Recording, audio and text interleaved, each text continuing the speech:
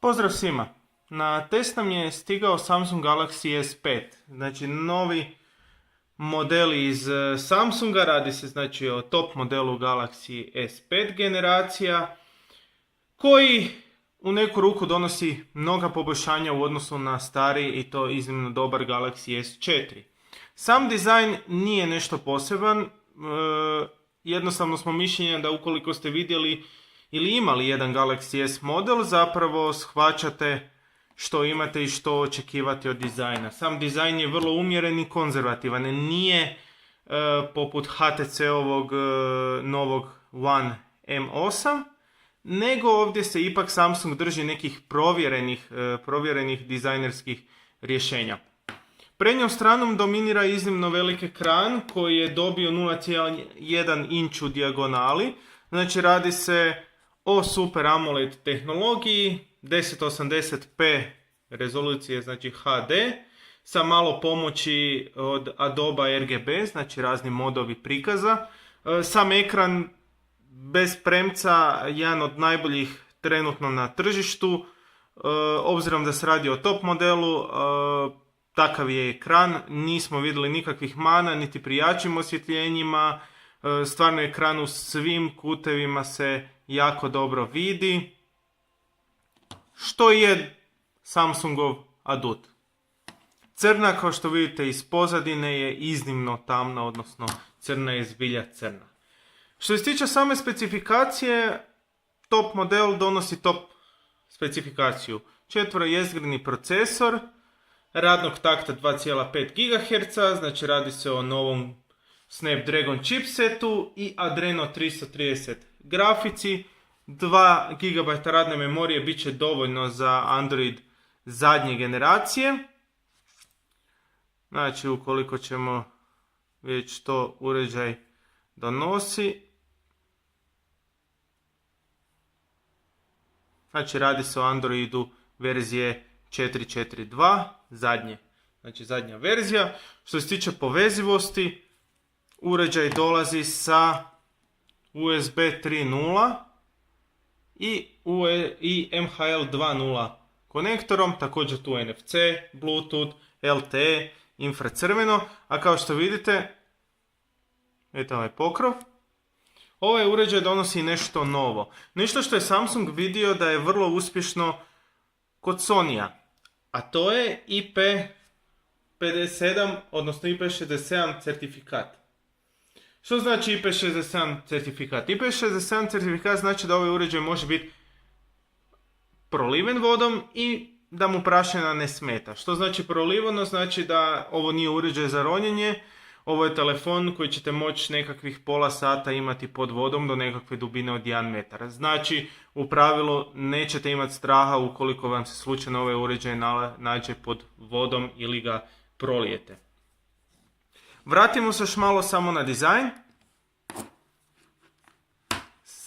Za razliku od glavnog konkurenta HTC One M8 koji je od jednog komada aluminija, za koje HTC kaže da je 90% izrađen od aluminija, Samsung je sasvim suprotnost. Radi se o plastičnom telefonu, što može vidjeti i zadnji pokrov.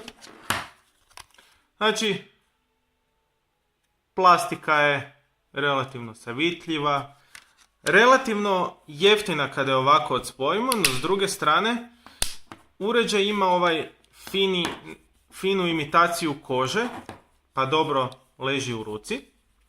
Ove stražnje strane, odnosno ove bočne strane kao i stražnje je plastika, tipka za paljenje i gašenje uređaja je plastična.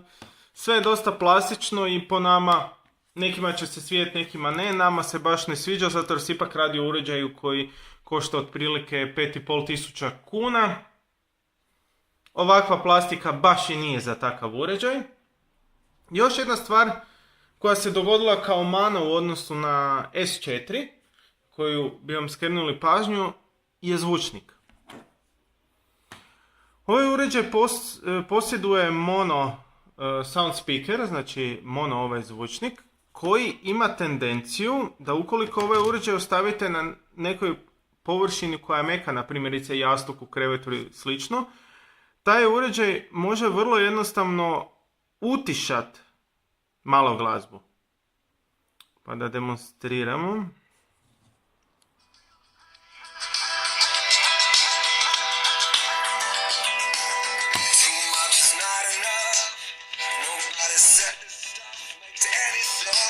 Dogodilo nam se da ako se uređaj našao na nekakvom krevetu ili nešto i upao u ovo, ne bi se kompletno čuo, znači zvonjeno.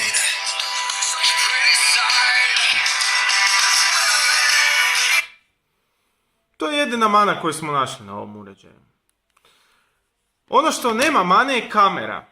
Kamera koja skriva izvrsni ISOCELL čip 16 megapiksela, sposobna je snimati 2160p HD video u 30 sličica po sekundi, prednja kamera od 2 megapiksela i ova mala sitnica ovdje, Samsung iz nekog razloga se voli brinuti za naše živote, odnosno ima taj S-Health program i kroz ovo očitava vaše otkucaje srca. Što još reći? Još jedna stvar koju Samsung Galaxy S5 skriva. To je s prednje strane čitač otiska prstiju. Taj čitač služi da uređaj dodatno zaštitimo, odnosno možemo ga zaključati. I uz to u nekim zemljama poput Amerike PayPal je certificirao ovaj uređaj, stoga putem prsta vi možete i obavljati kupovinu.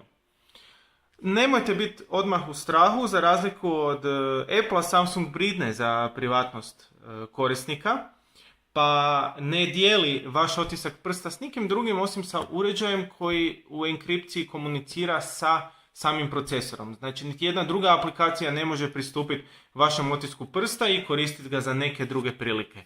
Ovdje je veliki plus za Samsung.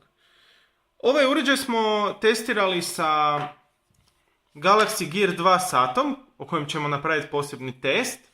I u ovakvom uparenom radu uređaj nam je bez problema cijeli dan izdržao, znači na kraju dana, na večer oko 11, imao je nekih 40 do 30% baterije.